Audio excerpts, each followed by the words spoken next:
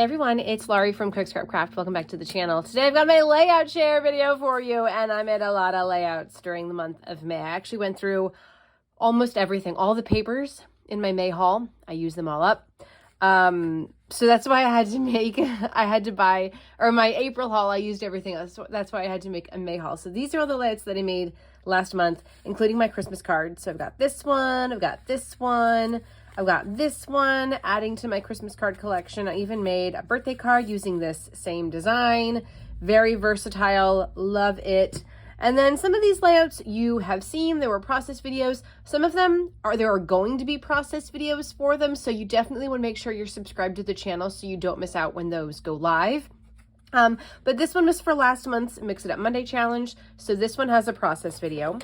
This one was the double page where the sides are different, but it still has cohesive elements, uses items from the same collection, papers from the same collection. So there was a process video for this one as well. That was from a Scrapbook and Cards Today magazine inspiration. This was my Disney pocket page, finishing up the Disney trip from last January. So there's a process video for this. Now I saved this because there is no process video for it, but this is my take on Marie Clark's Joy from the, what issue is this? Oh, it doesn't say. I think this is the winter 2022 issue, but I really liked how she tore the middle out, and there are pattern papers peeking out from underneath, same on the top and the bottom as well. So this is my take using some Pink Fresh puffy sort of, well, they're not really puffy, but they're like, they have like foam squares underneath them. So they do pop up off the page. But this is my take on that. So there's no process video for it. So here you are seeing it now.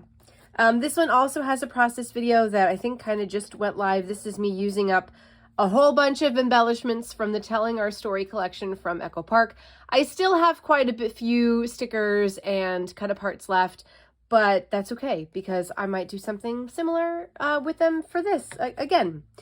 This is one that I did, I want to say, I don't know, but I did a lot of paper issues challenges last month. So there were a lot of sketch challenges that I was inspired by. Could have also been inspired by a Chamel. I did watch a couple Chamels, but I've got some splattering and basically just using some circles from pattern paper that I'd already punched and adding them in and using up, I think a lot of these are cut aparts and then I just layer them up.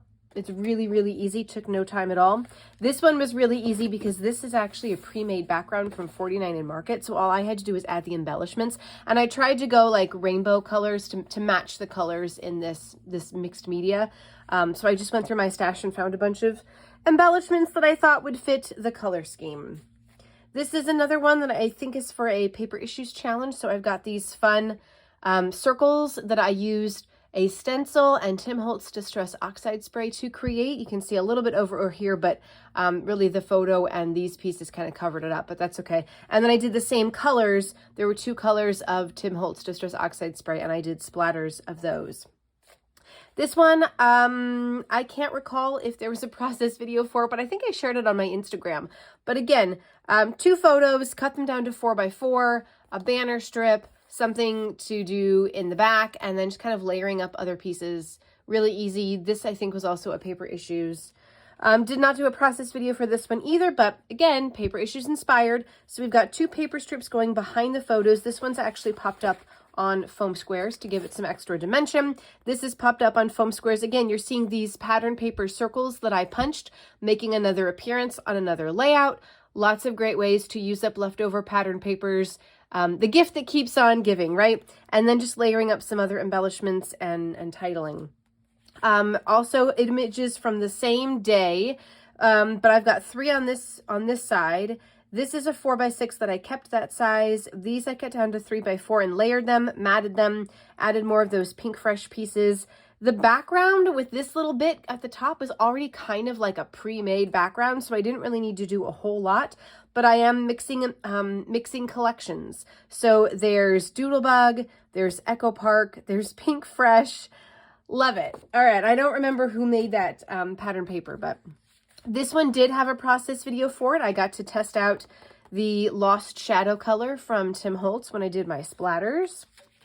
This one did not have a process video, but it is another 49 in Market pre-made background. So really all I had to do was throw stuff on the page. And because these are images of doing some watercolor paints, I pulled out some Doodlebug, or no, I think it's the Simple Stories, like crafty collection, with some paint, the flowers, this cross stitch thing, another thing of paint. These are the chipboard stickers. And then this is Pink Fresh. This is Doodlebug. This is also Simple Stories. This is just a random sticker. I think these matte enamel dots are Pink Fresh as well. So again, mixing lots of collections. This is a sort of monochromatic layout that I made using another 49 and Market pre-made background. So all I had to do was go through my stash and find as many pink colored embellishments as I could, and little papers. These are 49 in Market, 49 in Market, old Michaels from my stash. I don't even know where the enamel dots were from. They're probably Simple Stories. A lot of this is from the 49 in Market embellishment pack that I got with my April haul. So if you saw that, you saw what those are. This one is for Paper Issues Challenge. I've got some washi tape. I've got some I think 49 in Market, I think Doodlebug paper, and I had to go and buy these basketball embellishments at Michael's just because I felt like for basketball photos, I wanted something that was specifically basketball and to kind of flesh out the areas where I didn't really have a lot. And then I did a title using one of the stickers, these Fancy Pants Designs foam alphas, and then these were from my stash. So there you go. This one also had a process video. This is for the latest Challenge Yourself challenge. So if this process video has not gone live, you're getting a sneak peek, but definitely stay tuned so you can figure out what the theme is. Let me know just from looking at it in the comments what you think the theme of this is going to be. Let's see if you can guess it.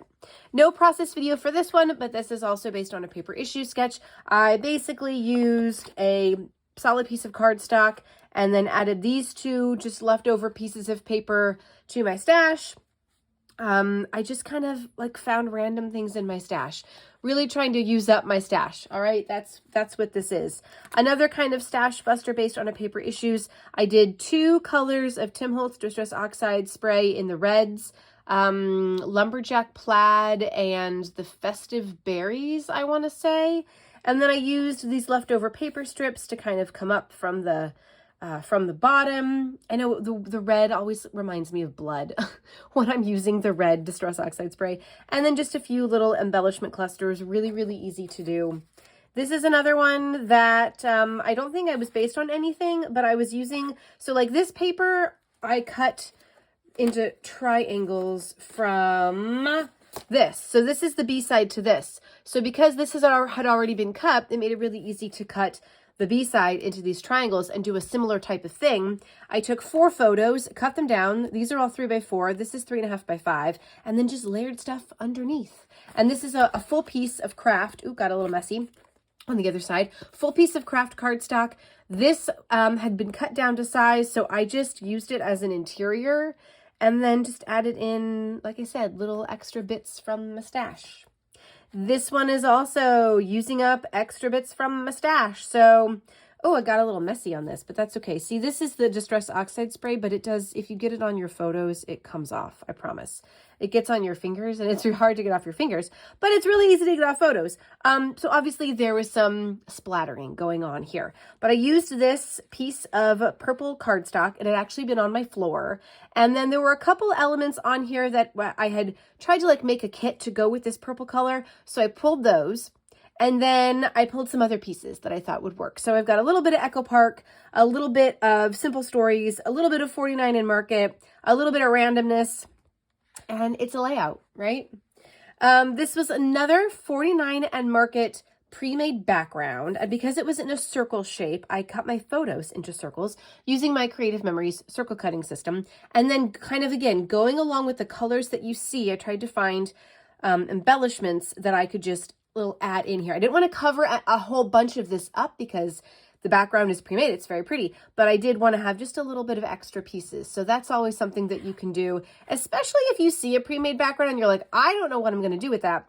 something like this, just, you know, find the rainbow colors and just add to it. You don't need to do too much. This one has a process video. I don't know. I think it's actually going live later this month, but let me know what you think it is just by looking at it. Oh, and then this is my May monthly pocket page, which I did a process video for as well. So anyway, those are all my layouts. I hope that you enjoyed, and my cards. I hope that you enjoyed watching this and that you got some inspiration and that you're intrigued and want to find out more, either to go back and watch past process videos or stay tuned for what's coming up in the rest of May 2024. These are from May 2023. So I'm like a year, I'm scrapbooking June pictures right now. So actually, I have some April pictures that I need to finish up, but then the rest of it's going to be June. So if you want to see more of what I do with my June 2023 pictures, subscribe to the channel if you haven't already, and give this video a thumbs up if you enjoyed watching it. And I'll see you guys next time. Bye.